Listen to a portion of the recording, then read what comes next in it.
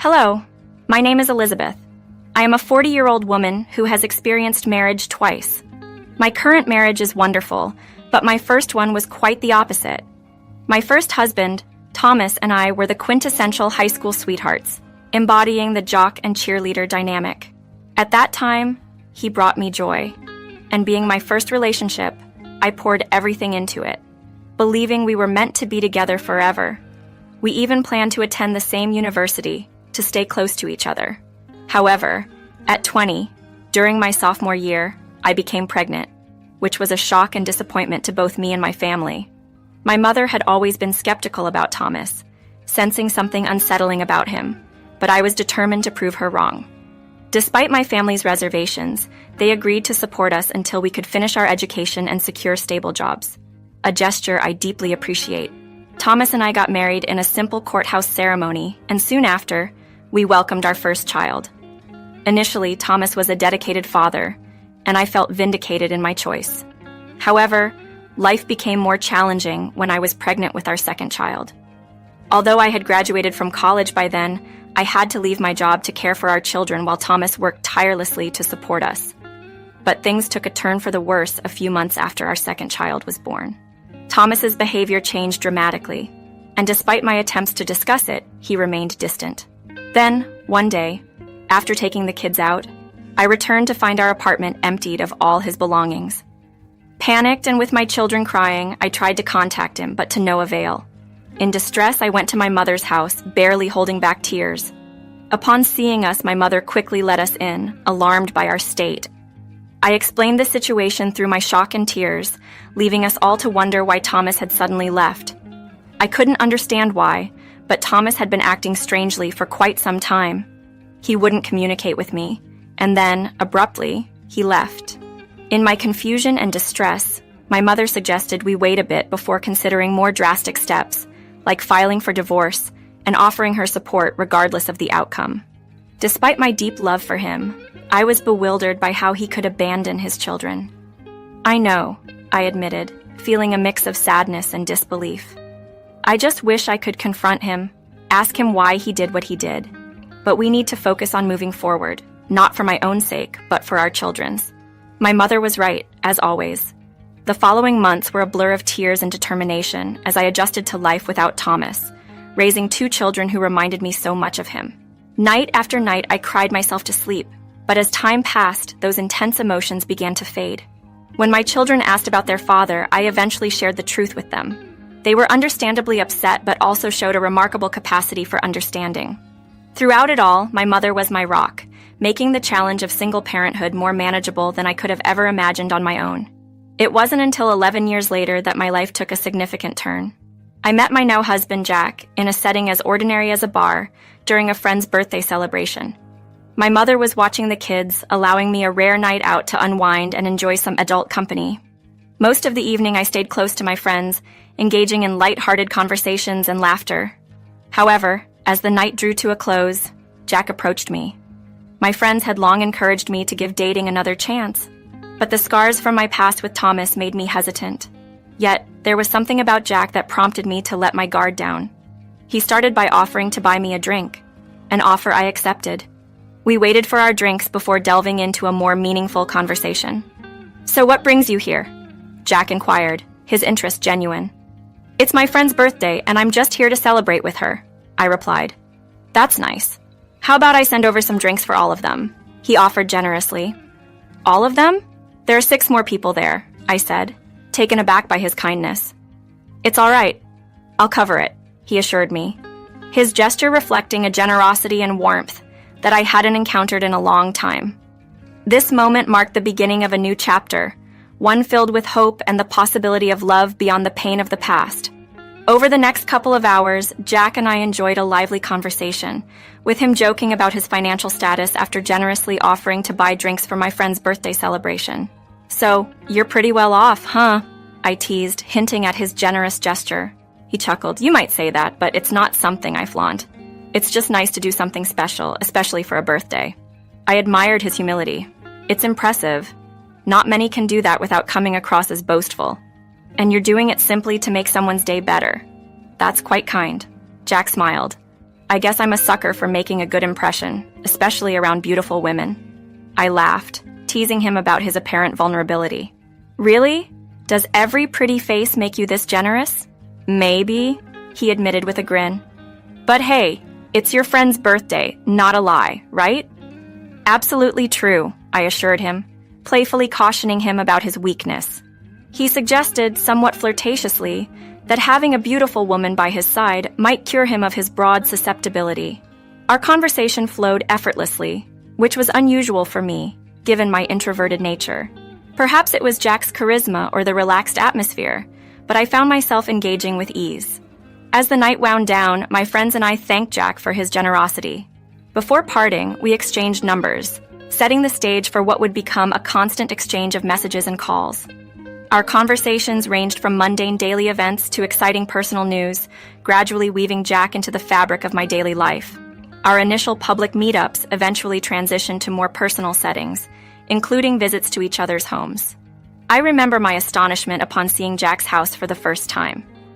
It was nothing short of a mansion, a fact he modestly acknowledged with a laugh, hinting at a future together that might include sharing such luxury. Jack was candid about his intentions, expressing a desire for marriage and a life shared with me. His comfort and openness with me were unlike anything he'd experienced before, he'd say, which only deepened my affection for him. Remarkably, he embraced the idea of my children as his own, showing genuine concern and affection, further solidifying my love for him. After I opened up to Jack about my past with Thomas, his response was nothing short of extraordinary. He went to great lengths to demonstrate his affection and commitment, making it clear how different he was from Thomas. This contrast helped me realize why so many people had reservations about my previous relationship. While the end of my marriage to Thomas was painful, Jack played a crucial role in helping me move past that chapter of my life, for which I was immensely thankful. We didn't wait long to get married, just a year of dating, opting for a destination wedding. We decided to keep the event intimate, inviting only our closest friends and family. My children were ecstatic about the union, frequently expressing their love for Jack, marking yet another positive development in our lives. With Jack, every concern I had seemed to melt away. He not only accepted my children as his own, but went out of his way to support their education, despite my insistence that I could handle it. He even had their rooms personalized to their tastes before we all started living together, showcasing his dedication to being a part of our lives. Jack's actions were a stark contrast to Thomas's, contributing significantly to our family's healing and growth. Not long after marrying, Jack and I welcomed a child together, yet he never showed any favoritism. He treated all the children equally. A year into our marriage, my children asked Jack to legally adopt them, solidifying our bond as a family. From then on, we did everything together, dining out, vacationing, and enjoying each other's company. My career was thriving, and Jack's business was flourishing too. Life seemed perfect, and before I knew it, 6 years had flown by. Then, unexpectedly, I received a call from an unknown number. The voice on the other end caught me off guard. "Hello, guess who? It's Elizabeth." Confused, I responded, "Who is this?" The caller revealed himself. "It's Thomas. How have you been?" I was stunned. "Thomas, how did you even find my number?" His reply was dismissive. "Forgot how you always complain. I just found your number, that's all." The call from Thomas was a shock, especially after years of building a new life without him. His sudden reappearance and the manner of it brought back a whirlwind of emotions, challenging the peace and stability I had worked so hard to create with Jack and our family. Thomas's unexpected call took me by surprise. He reached out, curious about how life had been treating me since our separation. His tone suggested a casual chat, yet our past was anything but. He rationalized his sudden departure by claiming we were bound for divorce due to our constant struggles, asserting he wanted to spare us the emotional turmoil. "You're something else, truly," I responded, barely containing my disbelief. Leaving without a word, and now this call, it's unbelievable. Thomas seemed unfazed, boasting about his new life married to a wealthy woman. His willingness to embrace her children, purely influenced by her financial status, revealed a side of him I was all too familiar with. He gloated about landing a high-paying job through her connections, declaring he was living his dream. So, you've essentially replaced your children with someone else's for the sake of money? I asked, my voice laced with disdain. Well, you do what you have to, right? He replied nonchalantly. Disgusted, I urged him never to contact me again and ended the call. The audacity of Thomas to brag about his affluent lifestyle left me seething with anger and overwhelmed by a flurry of emotions. My heart ached, not for myself, but for my children, who had grown up largely without their father. Thomas's willingness to forsake his flesh and blood for financial gain was a painful reminder of the challenges we faced starting our family at such a young age. Feeling revolted by his selfishness and lack of integrity, I decided to block his number, eager to leave that chapter of my life firmly in the past. Later, I shared the ordeal with Jack, who was understandably upset but supported my decision to block Thomas. However, my resolve was tested once more when, about a week later, I received another call from an unknown number. Thomas again. My frustration mounted, wondering how many times I'd have to distance myself from a past that refused to let me go. Thomas's calls transformed into a relentless showcase of his newfound wealth, with him eagerly sharing tales of his latest extravagant purchases and the achievements of his new family. My patience wore thin, and I soon found myself disconnecting his calls without a second thought. Yet, he persisted, using various numbers to bypass my blocks, seemingly finding satisfaction in my annoyance. Eventually, I resorted to ignoring his calls altogether, though he continued to reach out sporadically, relishing the disruption he caused in my life. During a particularly stressful day at work, Thomas's call came through once more. His voice, oozing with arrogance, greeted me, but I had no interest in entertaining his provocations. He attempted to engage me with tales of his success, hinting at a desire to make me envious of his lavish lifestyle and recent promotion at a prestigious media company, Digidome. Despite my frustration, I cut the conversation short, refusing to let his words affect me. However, something about his boastful declaration lingered in my mind, refusing to be dismissed. Digidome was a notable name in the media industry, celebrated for its role in promoting top-tier influencers and journalists, a fact I couldn't ignore given its connection to my husband Jack, the CEO and founder of the company. This revelation struck me as a twist of fate, presenting an unexpected opportunity to address not just the nuisance of Thomas's calls, but also the deeper wound of his abandonment of our children. Eagerly awaiting Jack's return home, I planned to share this astonishing coincidence with him. Upon his arrival, I couldn't contain my excitement, hinting at a significant discovery. Jack, understandably agitated by the mention of Thomas's harassment, was initially focused on his protective instincts. But as I revealed the connection between Thomas and Digidome, the atmosphere charged with a mix of shock and anticipation. This unforeseen connection to Thomas through Jack's company opened a path to potentially rectify some of the wrongs he had inflicted, not just on me, but on our children as well, with a mixture of disbelief and strategic thinking. We contemplated the implications of this discovery and how best to leverage it, not for revenge, but for a semblance of justice for the emotional and familial neglect Thomas had sown. When Thomas called to boast about his significant promotion at Digidome, I was momentarily taken aback. "He's working at your company?" I clarified with Jack, my husband, and the brains behind Digidome. The coincidence seemed too bizarre at first, and Jack teased me for not immediately connecting the dots given my agitated state. Jack, sensing an opportunity for a more profound lesson, half-seriously suggested firing Thomas. Yet, we both felt a mere dismissal wouldn't suffice. A plan began to take shape, one that involved not only retribution, but also a moment of reckoning for Thomas. We agreed to bide our time, recording his arrogant calls over the next few weeks. These recordings would serve as the cornerstone of our strategy. Digidome was set to host a significant event in 5 months, with Thomas at the helm. This event, attended by notable figures, provided the perfect stage for our plan. My task was to calmly collect Thomas's boastful calls, now with a sense of purpose fueling my patience. Each recorded conversation was a piece of the puzzle of the grand reveal we envisioned. As the event approached, my anticipation grew. Initially, I had reservations about attending due to my aversion to large gatherings and the spotlight. Yet the prospect of witnessing Thomas's downfall firsthand was too compelling to miss. Jack understood my hesitation, but also knew the importance of this moment. He purchased a stunningly beautiful dress for the occasion, a symbol of the dignified position from which we would address the situation. I remained discreet, waiting in the car until the opportune moment. Jack's introduction was my cue. He began his speech with an announcement of wanting to introduce his wife for the first time to the company and its associates. This setup was not just about revealing my identity, but also setting the stage for a dramatic turn of events that would underscore the values we held dear and the consequences of betraying them. As I stepped onto the stage, Thomas was already there, and his reaction was immediate. His face turned ashen and he seemed to shrink in size.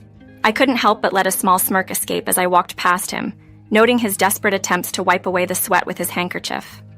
Jack took this moment to shower me with praise, sharing with the audience the profound impact I've had on his life and the joy of co-parenting our children. With each compliment, Thomas seemed to grow more uneasy, visibly sweating under the weight of the situation. My heart swelled with pride as the audience applauded, celebrating the journey Jack and I had shared. Then, Jack's speech veered into more serious territory. He opened up about the harassment I'd been facing from my ex-husband, detailing how Thomas had left his family behind for a wealthier lifestyle, only to find himself employed by Jack's very own company. The crowd was audibly shocked, their murmurs filling the room as they speculated about the identity of my ex. Jack called for silence before dramatically revealing that Thomas was the man in question. As Thomas glanced nervously towards the exits, realizing too late that fleeing would only confirm his guilt, Jack pointed him out. The audience's reaction was palpable, a mix of disbelief and intrigue. But Jack wasn't finished. He proceeded to play recordings of the boastful and harassing calls Thomas had made to me, leaving Thomas frozen in place as his own words echoed through the room. Following this undeniable proof, Jack announced Thomas's termination from the company, a decision met with overwhelming support from the crowd. As Jack and I exited the stage, the feeling of vindication was unparalleled. Thomas was promptly escorted away, and the event continued without a hitch. It was a moment of triumph, not just for me, but for our entire family. The next day brought another wave of good fortune. An offer for a new position at a firm, a direct result of the strength and resilience I had shown. It was a sweet culmination of a challenging journey, a testament to the fact that sometimes the universe aligns in the most unexpected yet fitting ways. Receiving a call from an unknown number. I was surprised to hear Thomas on the other end, especially after everything that had happened. "It's quite daring of you to call me again," I remarked. He immediately accused me of deception. "How could you not tell me you've remarried, and to my boss no less?" he demanded. I had made it clear to Thomas multiple times that his presence in my life, or the lack thereof, meant I owed him no explanations or updates. "Thomas, I've told you before. I've moved on from caring about what you think or do," I replied. He argued that I should have informed him out of common decency, suggesting that knowing the identity of my husband would have made him rethink his actions. "So, you're saying you'd only stop harassing me because my husband is your boss? That's not decency, that's self-preservation," I countered. Thomas seemed to misunderstand the concept of decency, considering his history of abandoning his family. When he revealed that his recent actions had led his wife to leave him, taking their children, he tried to blame me for his circumstances. "You've made your choices, Thomas. This mess is of your own making," I told him firmly. It was empowering to stand my ground and not let Thomas's blame-shifting affect me. I wished him luck in finding a new path, one that hopefully led him to reflect on his actions and their impact on others.